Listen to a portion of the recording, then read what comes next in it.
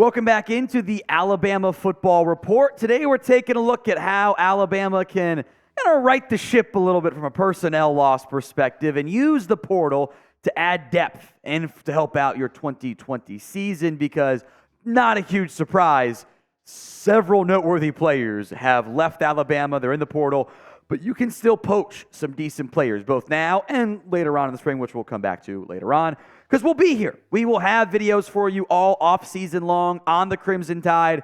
We are just 192 subs away from 16K. Help us get there. Hit that sub button for more free Alabama football videos right now.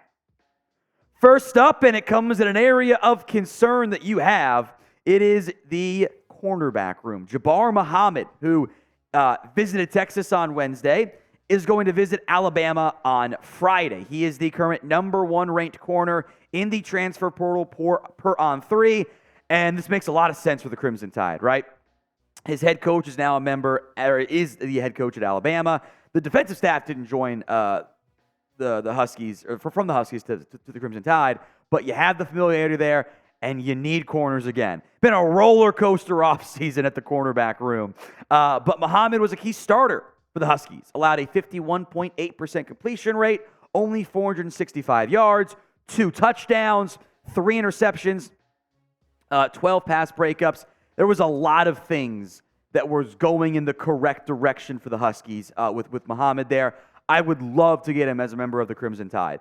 Bama has lost 10 defensive backs, which, again, this isn't a huge shock, because I said it, months ago, and when we're doing recruit stuff, if I were a defensive back, I'd go to Alabama. I would learn under Nick Saban.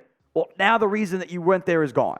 So it makes sense for those guys to reconsider things. And a lot of those guys you lost either were your starters last year, and they were your next man up defensive backs. So you got to make some decisions here. There are more freshman defensive backs on this team than there are anything non-freshman related. That's not what you want when you still view yourself as a championship contender this upcoming season. The depth chart right now sits like this. It's Damani Jackson, Malachi Moore, assuming that Moore didn't change his mind, which I don't think he did. The deadline's come and gone, hasn't been announced yet. Jackson committed from USA as a transfer. You've got young guys like Devonta Smith, Tony Mitchell, who, is Mitchell ready? I don't know. I'm excited about a lot of these freshmen, Jalen Mbakwe, Zay Mincy, but those guys also might not be here this time next year. We have to acknowledge the possibility. They might not bail on their letter of intent right now, but they might next year. Who can blame them, right? This is the reality of life without Nick Saban. So if you can add a veteran corner, which is it's kind of a weird phrase to say for college, but it's also true, you have to go do it. So where will Muhammad end up? A for Alabama, T for Texas, O for Oregon. It is the pinned comment on today's video. So if the ad comes here on YouTube, take advantage of it. Head down there and let me know. More Huskies that are going to visit or another Husky, I should say, is Parker Brailsford. Again, this makes a lot of sense for Alabama. He was a first-team freshman All-American back in 2023. They won the Joe Moore Award, the Huskies did, for the best offensive line.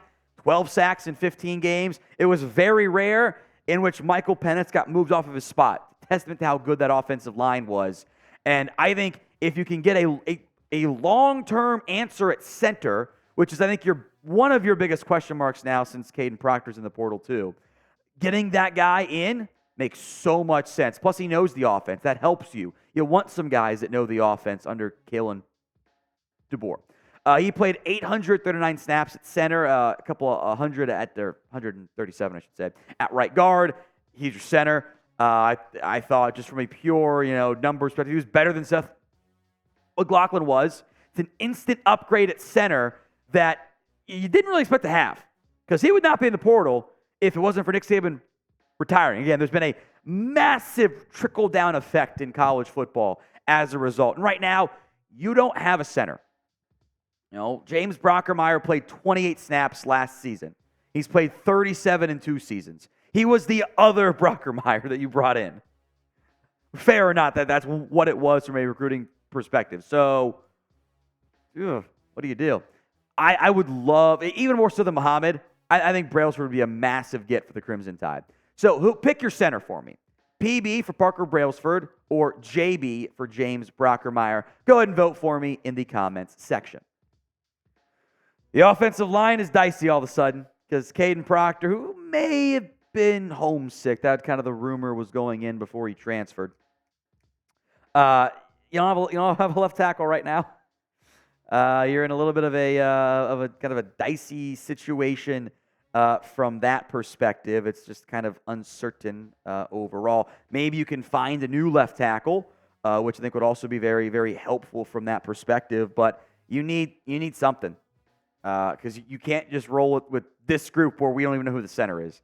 It's too important part of your offense. Now, Alabama jerseys are currently on sale up to 30% off, customized ones. You can, maybe you make a Nick Saban jersey. That'd be pretty cool. Chatsports.com/Alabama jersey. Link will be in the comment section and the description of today's show.